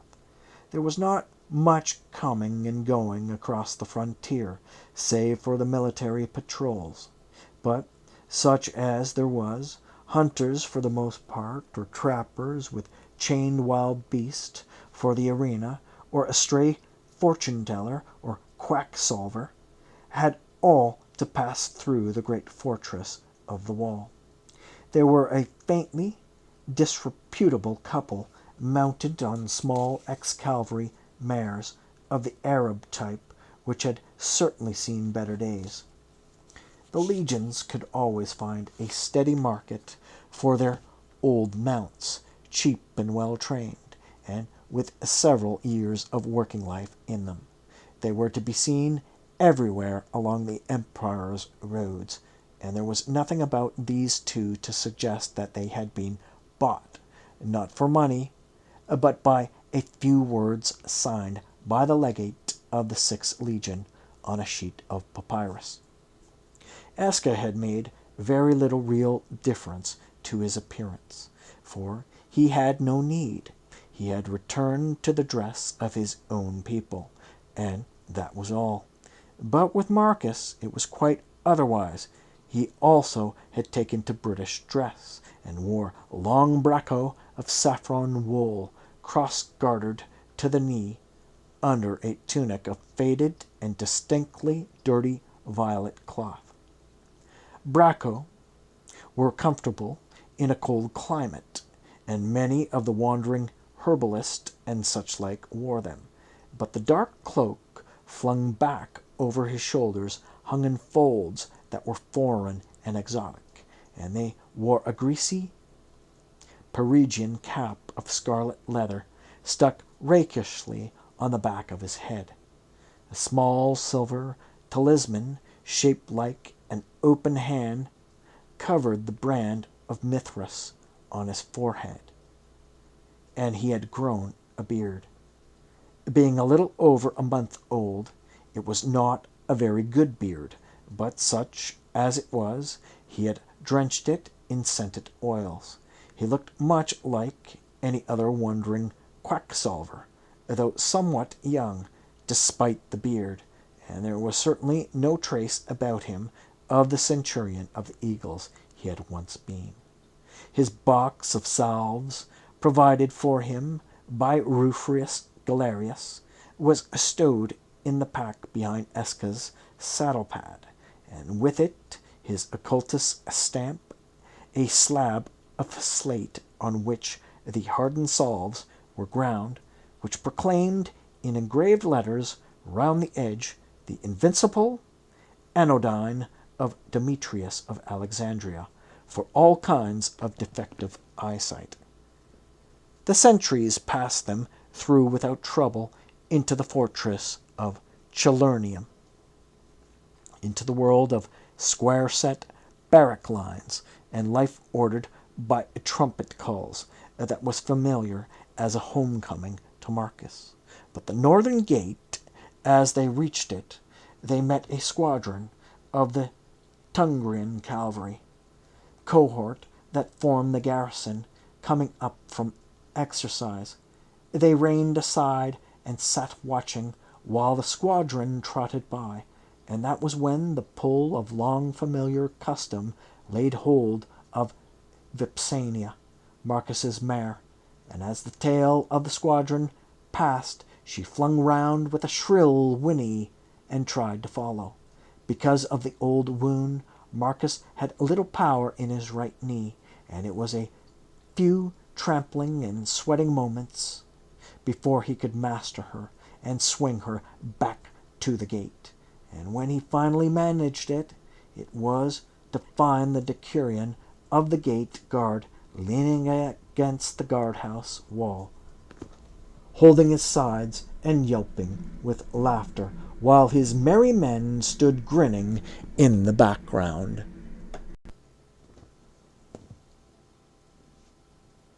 Never bring a stolen cavalry nag into a cavalry barracks, said the decurion amiably, when he had had his laugh out. That's good advice, that is.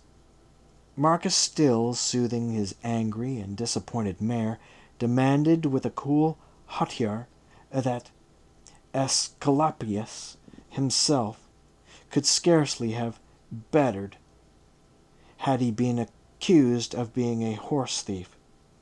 Do you suggest that I, Demetrius of Alexandria, the Demetrius of Alexandria, am in the habit of stealing cavalry horses?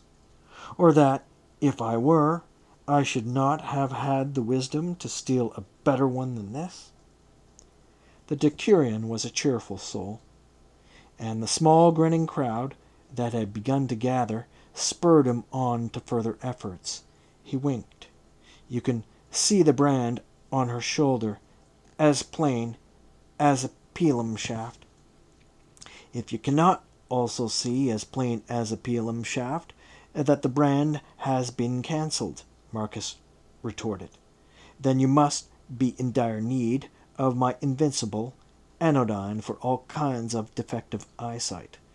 I can let you have a small pot for 3 sesterces. There was a roar of laughter. Better have 2 pots, Sextus, somebody called out. Remember the time you didn't see that Pick's legs sticking out from under the furze bush? The decurion evidently did remember the Pick's legs, and would rather not, for though he laughed with the rest, his laughter rang a trifle hollow, and he made haste to change the subject. Are there not enough sore eyes for your salving in the empire, that you must needs go jaunting beyond the pale to look for more? Maybe I am like Alexander, in search of fresh worlds to conquer, said Marcus modestly. The decurion shrugged. Every man to his own taste. The old world is good enough for me, with a whole hide to enjoy it in. Lack of enterprise. That is the trouble with you, Marcus sniffed. If I had been so lacking, should I now be the Demetrius of Alexandria, the inventor of the invincible anodyne, the most celebrated occultist between Caesarea and Cave? Here's the commander, somebody said. Instantly, such of the group who had no business there melted away, and the rest straightened themselves on their feet and became painfully efficient. And Marcus, still discoursing loudly on his own importance and the healing powers of the invincible anodyne, was hustled out through the dark, crowded arch of the gatehouse with Esca, solemn-faced, in his wake. The frontier was behind them, and they rode out into the one-time province of Valentia. Chelurnium must be a pleasant place for the garrison, Marcus thought, as his quick glance took in the shallow wooded vale, the quiet river. There would be fishing and bathing here, when no trouble was brewing, the good hunting in the forest, a very different life from that of the upland fortresses further west, where the wall crossed bare moorland, leaping from crest to crest of the black hills. But his own mood, just now, was for the high hills, the tearing wind, and the curlews crying, and as soon as Chelurnium was well behind, he was glad to swing westward, following the directions given them by a hunter before they set out, leaving the quiet vale for the distant lift of damson dark uplands that showed through a break in the oak woods. Esca had ranged up alongside him, and they rode together in companionable silence, their horses unshod, hoofs almost soundless on the rough turf. no roads in the wilderness, and no shoesmiths either. The country south of the wall had been wild and solitary enough, but the land through which they rode that day seemed to hold no living thing save the roe deer and the mountain fox, and though only the man-made wall shut it off from the south, the hills here seemed more desolate and the distances darker. It was almost like seeing a friendly face in the crowd of strangers when, long after noon, they came dipping down over a shoulder of the high moors into a narrow green glen, through which a thread of white water purled down over shelving stones, where the rowan trees were in flower, filling the warm air with the scent of honey. A good place to make a halt, it seemed to them, and they off saddled accordingly, and having watered the horses and seen them begin to graze, they drank from their cupped hands and sprawled at their ease on the bank. There was wheaten biscuit and dried fish in the saddle pack, but they left it there, having long since learned, Marcus on the march and Eska on the hunting trail, that morning and evening were the times for food. Aska had stretched himself full length with a sigh of content under the leaning rowan trees, but Marcus lay propped on one elbow to watch the little torrent out of sight round the shoulder of the glen. The silence of the high hills was all about them, made up of many small sounds, the purling of the water, the murmur of wild bees among the rowan blossom overhead, the contented cropping of the two mares. It was good to be up here, Marcus thought, after the long contriving of ways and means, the days of hanging along the wall, kicking one's heels and listening for the faintest breath of a rumor that had evidently died as a stray wind dies since it came to the legate's ears. Up here in the silence of the hills, the strivings and impatiencies of the past few weeks that had seemed to web him round all fell away, leaving him face to face with his task. They had worked out a rough plan of campaign weeks ago in Uncle Aquila's study, which now seemed a whole world away. It was very simple, merely to work their way north in a series of casts that would take them from coast to coast each time, in the manner of a hound cutting across a scent. In that way they must cut the trail of the eagle, and the legion too, for that matter, at every cast, and surely, somewhere, if they kept their eyes and ears open, they must pick it up. It had all seemed fairly simple in Uncle Aquila's study, but out here in the great emptiness beyond the frontier, it seemed a gigantic task. And yet, its seeming hopelessness was a challenge that he took up joyously. For the moment, he forgot the sober facts of his search and remembered only the personal quest. And sitting there in the little sun-warmed glen, his heart lifted suddenly and almost painfully to the crowning moment when he would carry the lost eagle back into Ibericum, knowing that his father's legion would live again, its name clean before the world, and surely, no god worth the serving would be so unjust as not to see that his father knew that he had kept faith. Aska broke the silence presently. So the contriving is done with, he said, speaking apparently into the bee-loud rowan branches above his head, and the hunting is begun at last. The hunting ground is a wide one, Marcus said, and turned to look down at his companion. And who knows into what strange covers the hunt may lead us. Eska, you know this sort of country better than I can do, and if the people are not of your tribe, at least they are nearer to you than to me. They are people of the shield boss, and not of the pattern of my dagger sheath.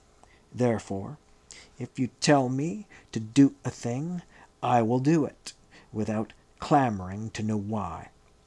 There may be wisdom in that, Eska said. Presently Marcus shifted, looking up at the sun.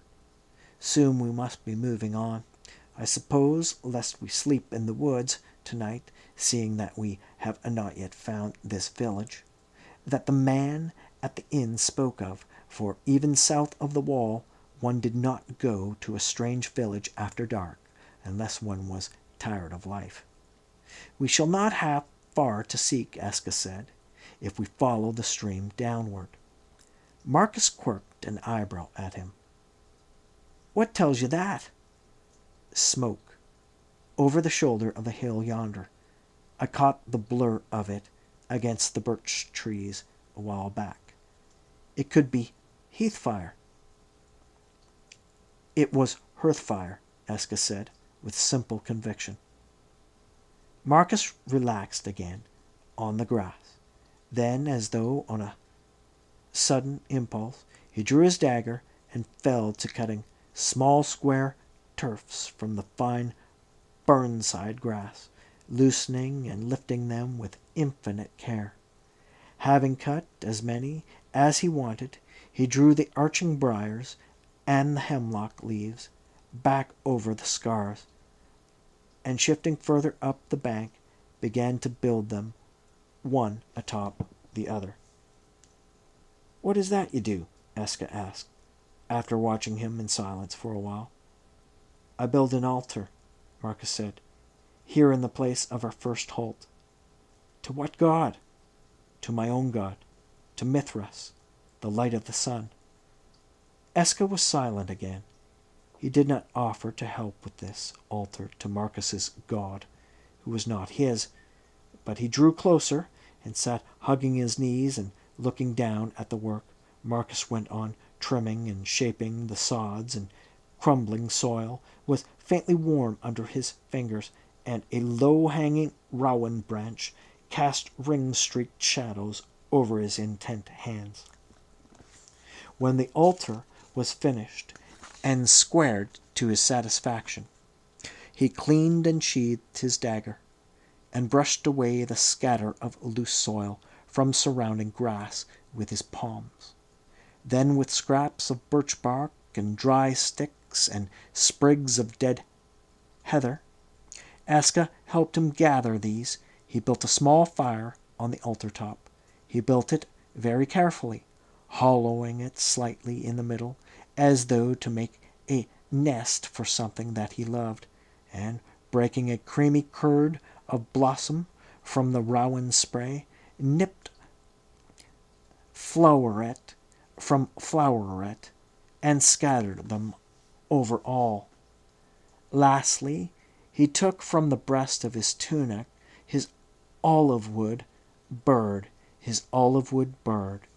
It was polished smooth and dark, with ears of carrion, rather a clumsy and ridiculous little bird, now that he came to look at it, but dear to him, and its dearness made it a fitting sacrifice.